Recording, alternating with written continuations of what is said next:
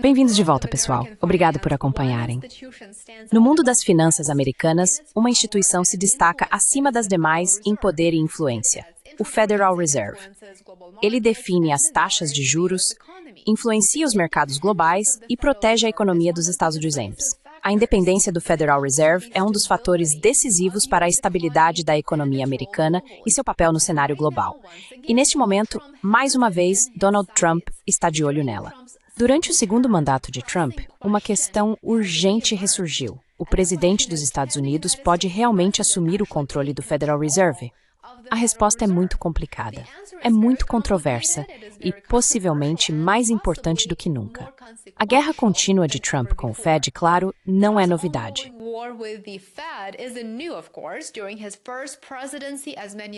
Durante seu primeiro mandato, como muitos de vocês devem se lembrar, ele frequentemente criticava o presidente do Fed, Jerome Powell. Ele culpava o Banco Central por prejudicar a economia ao manter as taxas de juros muito altas. Chegou até a cogitar a ideia de demitir Powell, algo que nenhum presidente jamais fez antes. Agora, em seu segundo mandato, Trump está intensificando esse conflito. Em 25 de agosto, como vocês devem se lembrar, em um movimento que surpreendeu Washington e todos que acompanhavam, Trump tentou demitir a diretora do Fed, Lisa Cook, por alegações relacionadas a discrepâncias em solicitações de hipoteca. Cook, cujo mandato vai até 2038, respondeu com um processo acusando Trump de violar a independência do Fed e agir de forma ilegal.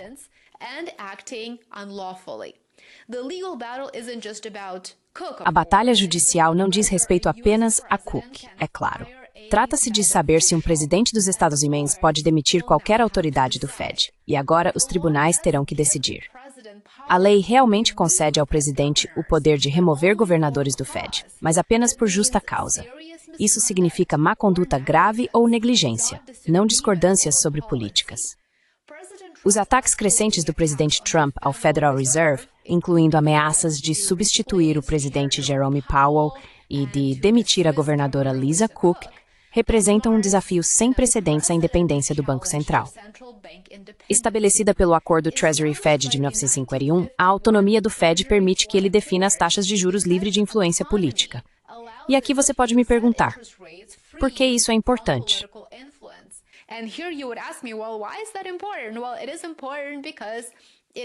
Bem, isso é importante porque isola a política monetária de pressões e interesses políticos de curto prazo.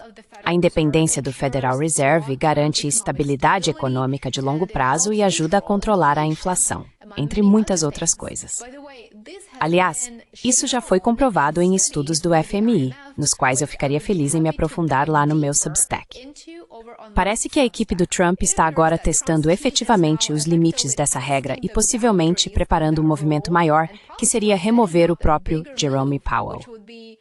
Trump e seus aliados aproveitaram um projeto de renovação de 2,1 bilhões de dólares na sede do Fed em Washington, acusando Powell de má gestão e de prestar depoimento enganoso ao Congresso.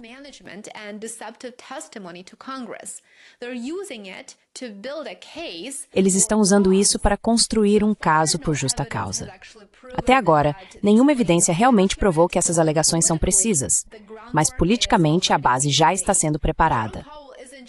Jerome Powell não é apenas um governador do Fed, aliás, ele também é o presidente do Conselho do Comitê Federal de Mercado Aberto, que define as taxas de juros.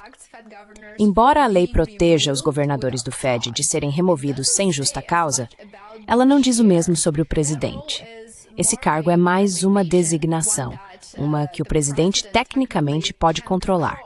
Mas mesmo que Trump remova Powell da presidência, Powell ainda poderia permanecer no Conselho e possivelmente continuar no FOMC, dependendo de como os membros votarem.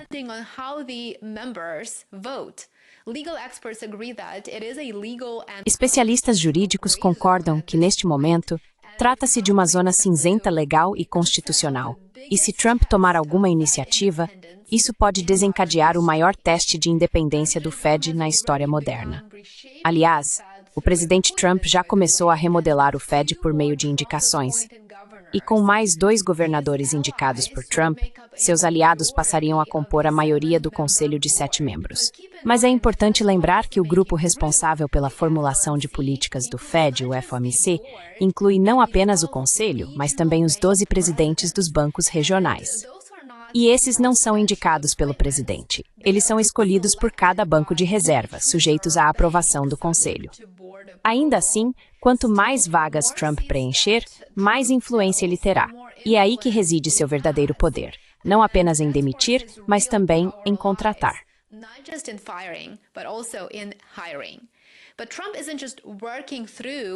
Mas Trump não está atuando apenas por meio de canais formais. Ele também está usando pressão pública, aparições na mídia e ordens executivas para direcionar o Fed em direção à sua agenda econômica.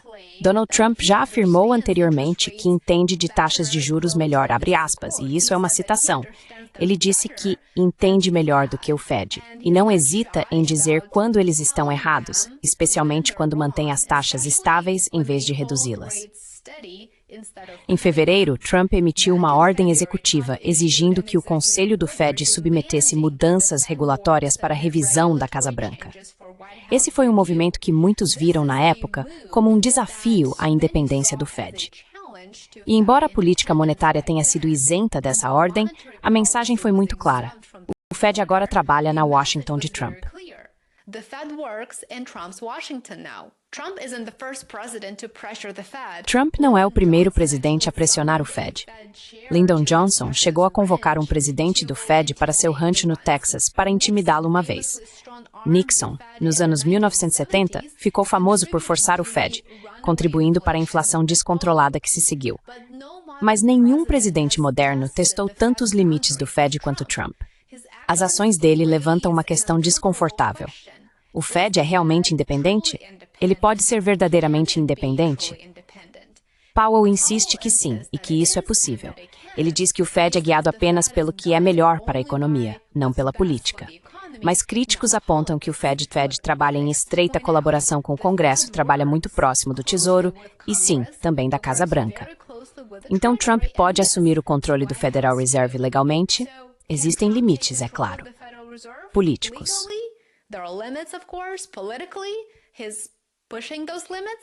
Ele está forçando esses limites e, estrategicamente, está encontrando cada brecha no sistema e criando divisões.